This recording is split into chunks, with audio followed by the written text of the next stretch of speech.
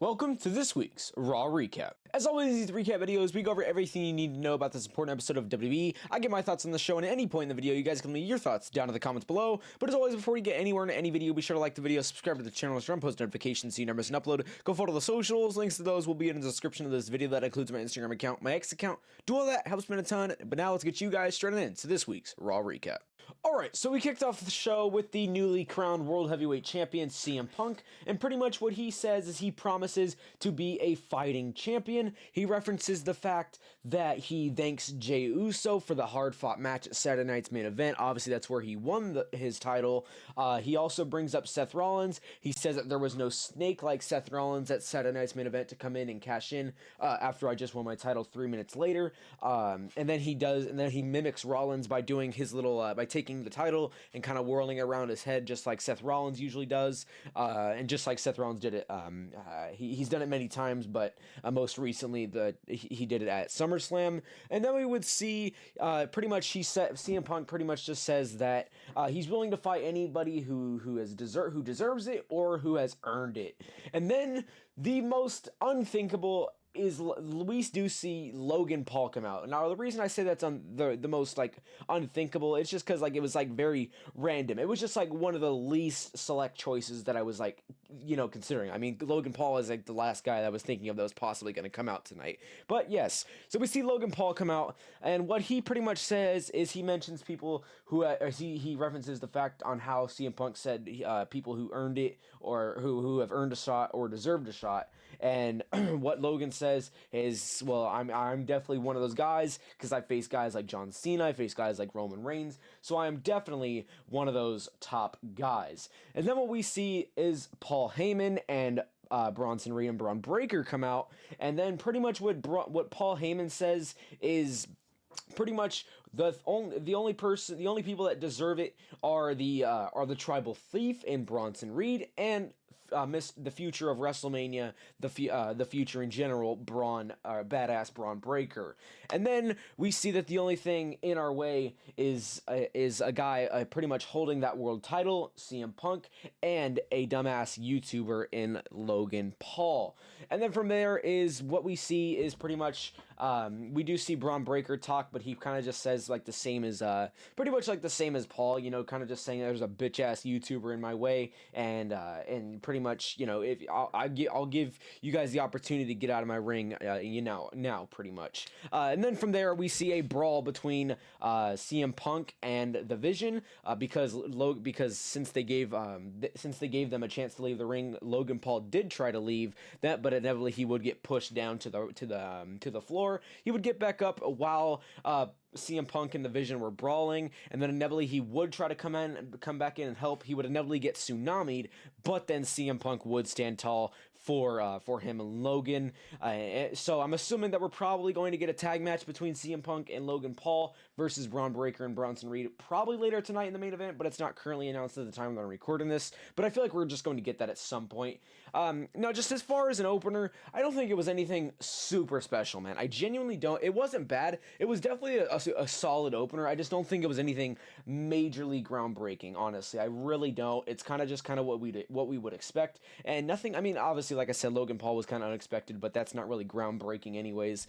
So it really wasn't anything groundbreaking, but was definitely a solid way to start off the show, and that's really my only thoughts there. Alright, and now we would jump into Stephanie Vaquer and Nikki Bella versus Raquel Rodriguez and Roxanne Perez in a very awesome tag match, in my opinion. This is a very, very good match. All these women both did very great, a lot of great chemistry in this match. Just overall, a great, great freaking match, in my freaking opinion. Inevitably, though, we would get to the point where we would see a Pop Rocks on Nikki Bella by Roxanne Perez. She gets that 1, 2, 3, and then match is over, man. But honestly, dude, it was just all around a very great match. And as far as where things go from here, it really seems like they're just trying to elevate Roxanne Perez, because she just keeps, pretty much week after week, she just keeps pinning Nikki Bella. So what I'm assuming that this is going to turn into, inevitably, is that Roxanne Perez is just inevitably going to say, you know, I beat a legend like Nikki Bella pretty much twice, or is it twice now that she's pinned her, or is it 3? I think it's twice. I believe it's twice, maybe 3 times. And then it's probably just that's when we're going to inevitably get Roxanne Roxanne Perez versus Stephanie Vauquer for the Women's World Championship, and I honestly think that's probably going to happen at in San Diego at Survivor Series War Games. That kind of just makes the most sense to me, in my opinion. But overall, just this match in specifically, man, I think this was a very, very, very freaking awesome match, man. Like I said, all these women did great chemistry, great moves that happened in this match. Just all around, great match, man. There was nothing bad about this match, in my opinion. Like I said, my final thoughts here, overall, an awesome match. Alright, and next up, we would jump into Penta versus El Grande Americano. Now, one thing to note is that El Grande Americano did bring out two of the other Americanos down out to the ring with him as well, but from an in-ring perspective, this match was absolutely awesome. I think Penta and El Grande had great chemistry, and overall was a great in-ring match from moves, like I said, chemistry, just everything combined, just a great in-ring match. Inevitably, though, we would get to the point where one of the El Grandes gets thrown out. The other, while that's happening, the other El Grande would slip would give the actual El Grande that's in the match, he would give him the little metal plate, put it in the mask. That wouldn't end up working out because Penta would end up, dropping El Grande. Penta would go up to the top rope, and then the other El Grande Americano would go after Penta, which would get that El Grande Americano thrown out as well. And then inevitably we did get to the point where El Grande tries to go for a flying headbutt with that metal plate. That doesn't work because Penta hits him with a nice super kick out of midair, and then we would see Penta get that Mexican Destroyer. 1, 2, 3. Match is over. As far as where things go from here, I don't know, because it's really kind of hard to tell what the storyline is with the whole El Grande Americano thing, in my opinion. All I know, though, is this match in general was just overall great from an in-ring perspective, and that's really all you got to know there. Alright, and now we would come into Dominic Mysterio. So Dominic Mysterio comes out and pretty much he just talks about just a little bit about his successful night at Saturday Night's Main Event this past weekend, and he says that he is the king of the luchadors. Kind of what we've seen from Dominic, just going on the same stuff he always does. And then we see the returning of his dad, Rey Mysterio. So Rey Mysterio comes out, and pretty much what he has to say is that you say that you're the king of the luchadors, but do you think you're better? Do you think you're better? And then he names some guys, but the most notable one he mentions is, do you think you're better than Eddie Guerrero? And pretty much what Dominic replies to, what Dominic has to say about that is pretty much to keep his dad's name out his mouth, pretty much. So pretty much Dominic saying that Eddie Guerrero is his dad, disrespecting his real dad in Rey Mysterio. And then what Dominic says is what's funny is that yes, I am better than him, but what's funny is that you don't mention yourself, and I know damn well I'm better than you too. And then from there we go into Rey Mysterio pretty much saying that pretty much I'm out here because you come out here and disrespect the luchador, the lucha libre, and you could disrespect me all you want, but you will not disrespect lucha libre. Pretty much, he says that, and as long as I'm around, as long as I'm alive, as long as I'm around, I will, you will not be the king of luchadors, and as long as I'm around, this will not be your ring. And then inevitably we see Dominic Mysterio, he kind of turns around a little bit, then tries to lay a right hand into his dad. That does not end up working out, and then inevitably we do see a 619 delivered to Dominic Mysterio, and then Rey Mysterio stands tall. So pretty much this just gives us a heads up on what the program for San Diego is going to be. It's most likely going to be Dominic Mysterio versus Rey Mysterio for the Intercontinental title at War Games. We'll probably get more in depth on that over the next few weeks, but I'm assuming that's what that is inevitably going to turn into. So the main takeaway here, Rey Mysterio is back. That's awesome, and we're probably going to get Rey Mysterio versus Dominic Mysterio for the Intercontinental title at San Diego for Survivor Series War Games. All right, and then we would see Becky Lynch hijack the announcers while they're talking, so she would pretty much hijack the show, and pretty much what she says is that she has had a lot on her plate. She has an injured husband. The Vision has betrayed her husband. They've thrown everything in the dirt, and on top of all that, a loser, somebody not cool like Maxine Dupree, thinks she gets in the ring with me and thinks she's the best of the best. But the only thing that's cool is me. I'm the cool one. And then she tells she tells New Mexico that you guys don't know what cool, because the only thing cool that has ever came out of here is a show on how much meth you guys do. Now, that was absolutely freaking insane. I think that was absolutely hilarious, but man, that was insane. I'm surprised they let that slide. But man, that was insane for Becky to say there. And then pretty much we would inevitably kind of just hear the same format from Becky. You know, she would pretty much just go over Maxine Dupree.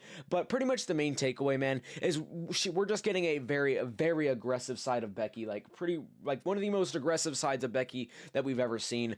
So I can't wait to see what that's going to inevitably turn into. And I'm assuming she's obviously going to continue with this program with Maxine Dupree. Well, Maxine did not come out tonight, but I'm assuming that's probably what's going to happen. And I'm assuming we might even get Becky versus Maxine at San Diego for Survivor Series War Games.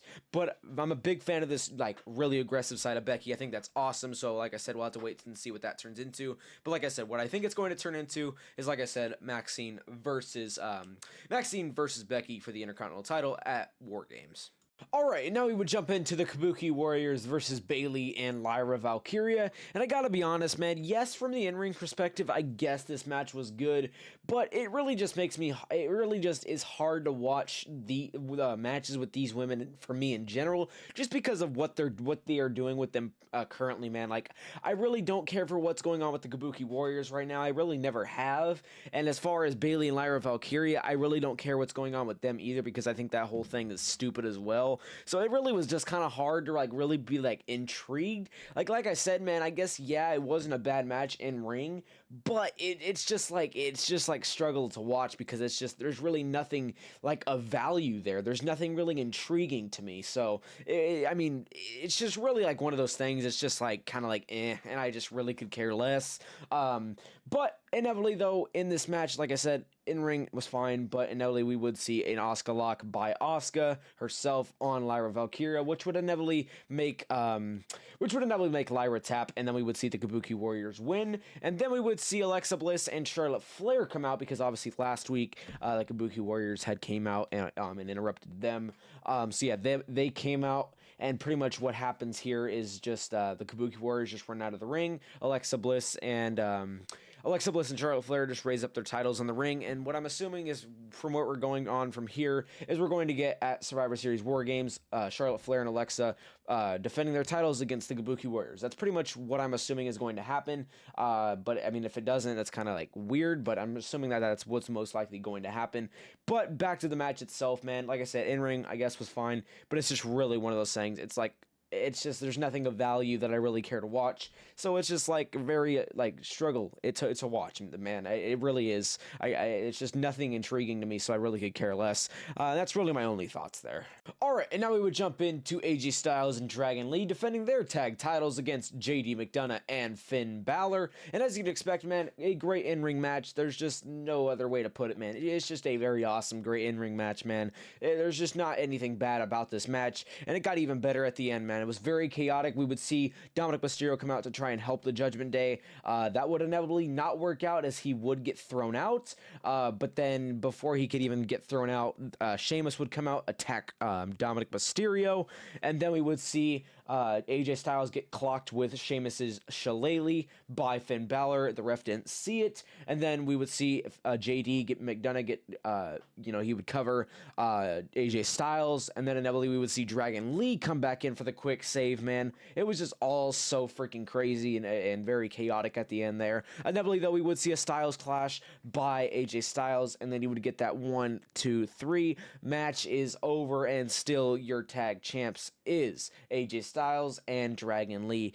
And now as far as where things do go from here, I'm assuming it's probably going to be next week, where we do see AJ Styles and Dragon Lee and Sheamus in a 6-man tag match versus Finn Balor, JD McDonough, and Dominic Mysterio. I'm assuming that's probably where things go. Maybe not. Maybe, it's possible. It's also not possible. It just depends. Whatever happens the next week happens. I really don't know, but I'm assuming that is that's more of a likely chance, because, it's a Monday Night Raw episode, and I wouldn't be surprised. And if that does happen, I think that'd also be a great match as well. But this match in specifically, though, man, great freaking match, and so glad that AJ and Dragon Lee did retain. And overall, my final thoughts here, just overall an awesome match. Alright, and now we have finally made it to our main event of the night between CM Punk and Jey Uso versus the Vision of Braun Breaker and Bronson Reed. And as you can expect, you're going to get a banger match. You're going to get a chaotic match. And this match was so chaotic that it ended in a DQ and a countout because obviously the guys cannot get back in the ring. So we had a countout, and they would continue brawling on the outside of the ring, and then inevitably we would see CM Punk. He would come back in the ring while Braun Breaker and Bronson Reed were beating up Jey Uso. He would come back in with a steel chair. The Vision would flee for a second, but then they would go under the ring, grab steel chairs of their own, head back into the ring, and then we would see Jey Uso obviously on the floor, but CM Punk stands back up. And then we see Logan Paul come out. Logan Paul and CM Punk stand side by side in front of the Vision, and then Logan Paul has those brass knucks. We think he's about to hit. We think he's standing up for CM Punk, and he's with CM Punk. But that's not the case, and Logan Paul just drills CM Punk with those brass knucks. Down goes Punk, and this is where things get interesting, man. Logan Paul takes off those brass knuckles, stares at Paul Heyman through the holes of the brass knuckles, places the brass knuckles in Paul Heyman's hand, and then Paul Heyman smiles, and Logan Paul just stands there like this, but no handshake. So we're left wondering: do we have a new leader in the Vision? Do we have a new member? What is going on? I want to know bad, man. That is very interesting as to why Logan Paul did that, and I'm assuming hopefully we find out next week, man. But what is happening, man? That is very strange. That is very weird. But man, what is to come of this? We will have to find out. But holy man, WWE has left us on a cliffhanger here. But overall, man, what a banger of a freaking main event, man. But man, it's gonna be so interesting to see what happens next week. I already know, but whole freaking Lee, man. Alright, everybody, well, that is going to conclude this week's Raw recap. As always, do hope you guys did enjoy it. And we're just rating this episode of Raw. I think this episode was pretty damn good, man. It was definitely stacked as far as segments and matches wise. And like I said, that cliffhanger at the end, I think, was amazing. It's going to be interesting to see what comes of that. But as always, like I said, be sure to leave me your thoughts down in the comments below. And as always, before we get out of here, be sure to like the video, subscribe to the channel, and turn on post notifications so you never miss an upload. Go follow the socials. Links to those will be in the description of this video. That includes my Instagram account, my X account. Do all that. It helps me a ton. But now I will catch y'all boys in the next one. Peace.